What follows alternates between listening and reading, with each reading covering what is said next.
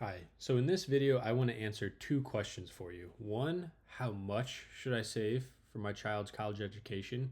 And two, where should I save for my child's college education? And I want to do this by taking you through a real world case study, not theoreticals, and looking at the math and helping you determine how much to save for your child's education. So let's jump right into it. So we're looking at a calculator that I use not just for myself, but also for clients of mine. And if you're curious, you can just go ahead and Google college savings calculator, and you can likely find a plethora of them out there to do very similar calculations. So in this case study, let's assume that you're expecting, right? And you want to start saving for your child as soon as they're born so you can get a head start in saving for their college education. We're also going to assume typical, 4 years undergraduate degree, and you haven't started saving quite yet. So that takes care of our first set of assumptions.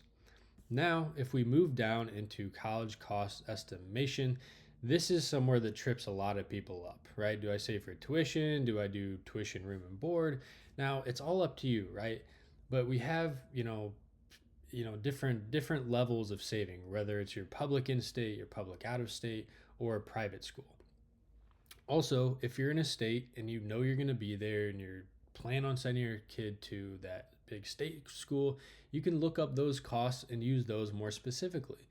So let's assume, in our case, we're going to send our child to the University of Illinois at Urbana-Champaign. Let's assume we're in state, so we can scroll down and find the cost of attendance is currently $35,488 per year. This is full cost of attendance, and we'll go ahead and use that number for our assumption. But if you're curious and you want to find your own college, just look up collegedata.com, search for your college, and you can find the same financials for your calculation. So if we go back to the calculator and we enter our annual college costs in today's dollars, we're all set there and we can move down to assumptions. Now, this is where you have kind of flexibility in your own projections, right? Because nobody knows. This is not an exact science. There's a bit of science and art involved in this, right? For my assumptions, I like to use a college inflation rate of 4% and a investment growth rate of 6%. Now, the reason is, historically, sure, college tuition has inflated roughly 6%. However, I like to stray away from overfunding our college savings rather than underfunding. And so I prefer to use a 4% rate because this also takes into account not just tuition inflation, but also room and board that we're saving for as well. But on the other hand, our investment growth rate of 6% is also relatively conservative if we look at historical data, maybe showing closer to 8 to 10% rates of return. Okay, so this is what we're gonna use for assumptions. You can use whatever you want. Okay. Now, if we look at the actual savings required, right? Not everybody plans on funding 100% of their children's education. If you plan to fund 50%, we're looking at $339 a month, 75%, $509 a month, and 100%, $678 per month. Now, like I said, it's not an exact science, but these are phenomenal numbers to get you started and on the right track. And within 5 minutes, we were able to nail down a number and have some reasoning behind it to start our savings plan so we don't have paralysis analysis when deciding how much to save. Now, I want to get into where to save, right? You have tons of options when deciding where to save for your children's education, whether it's a 529 account, an ESA, an UTMA, brokerage account, etc. I want to simplify things. I think in majority of cases, it makes sense to fund the majority of college savings in a 529 account because of one, the simplicity, there's no income limits, and the tax savings. So I want to show you in hard dollars what that actual tax savings looks like in this case. So I'm going to pop you over to another calculator that shows the tax savings if you were to save in a 529 account versus a brokerage account for the same exact case study. So again, current age is 0, college start date is 18. We just learned if we're going to fund 100%, we're going to contribute $678 per month. We have no starting balance. We plan and expect a return of 6%. And then we want to look at our tax settings. So in our tax settings, we see that the tax drag is set at 1.5%. And the reason we put this in there is because if you were to save this money in a brokerage account, right, those assets are spitting out dividends, interest, capital gains distribution. You're going to have to pay tax on that. But if you save it in a 529 account that is tax deferred, and in some cases tax free as well, and you don't have to pay that. So we're going to add up that annual tax drag every single year. Next is the long-term capital gains rate in a 529 account.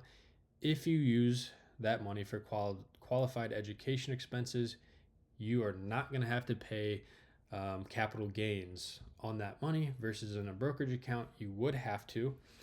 And now this is also dependent on your situation. If you're on the lower income side, it could be 0%. And if you're on the very high income side, it could be 20%.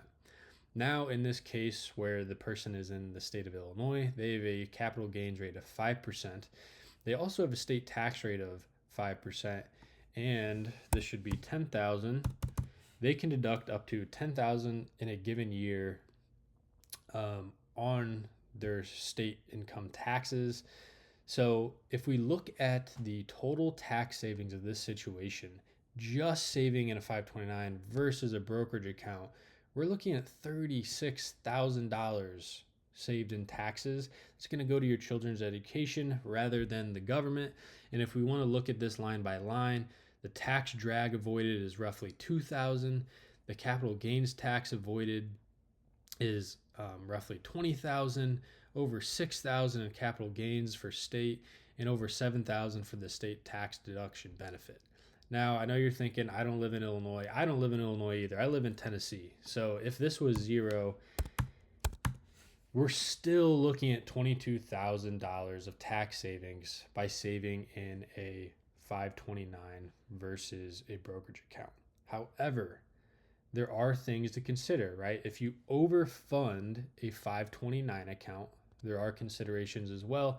So we need to start looking at the 529 escape options. And these are the options where, like I said, if you overfund or the market does really well and, all of a sudden you have this money left over, which is not a bad situation to be in, right? There are a couple things to consider. You can change the beneficiary. So if we're looking ahead and planning, if this is your first child and you plan on having more, you can simply change it to your next kid and you got a big head start, right? So there's your first option. The second is if your kid wants to go to grad school, get a PhD, maybe they want to be a doctor, right? You can use that money for graduate school as well. Also, another consideration is what if my kid is a D1 athlete and they get a full ride scholarship? So you can actually use those funds and apply that to any scholarship money. However, you won't necessarily have the same tax benefits, but it'll act like a brokerage account and still a great situation to be in. And the IRS also recently added in the past couple of years the option to actually convert that money to a Roth IRA, but it's still subject to annual limits, right? So if we're overfunded by over 100,000, that'll help us a little bit, but it's not going to fully get us there. And that's another reason getting into my final recommendations and my final advice for you guys is one, just run the quick analysis for your situation. If you find a good calculator, it should be pretty easy to do, only take a couple minutes. And what I personally like to do and recommend for a lot of people if they plan to save 100% for their children's education is to do 75% of that savings in a 529 and do 25% in a brokerage account. And the reason is it just gives you flexibility. You don't have to worry about those escape options. In a worst case scenario, you can use that brokerage account to either gift to your child or use it for yourself as a bridge account for early retirement. And it just simplifies the process quite a bit. And just know if you're planning to save 100% for your kids' education, you're already on the right track and doing a phenomenal job. And lastly, right, we had to make some assumptions to do this analysis. So I always recommend reviewing it out every couple of years. I personally like to do it every year, but I know, especially when you have kids, things get busy. But just know, right, this is fluid and you'll need to make adjustments over time. Now, I hope this video helped. If you have any questions, feel free to reach out. I love talking about this stuff. I love helping people with their finances. So thanks for watching.